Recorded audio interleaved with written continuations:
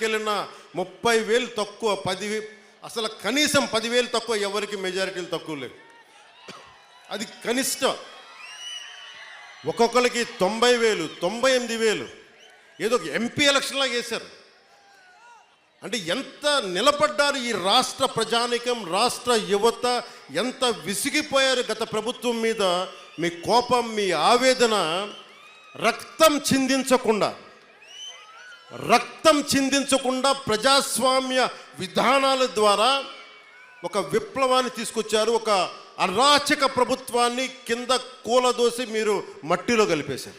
అంటే ప్రజాస్వామ్యం తాలూకా శక్తి, నాయకుల్లో గనక శక్తి సమర్థత ఉంటే అలాంటి 151 స్థానాలున్న ఒక ప్రభుత్వాన్ని, ఒక అరాచక ప్రభుత్వాన్ని 11 స్థానాలకి కుదించారంటే ప్రజాస్వామ్యం తాలూకు అత్యంత గొప్ప లక్షణం అది.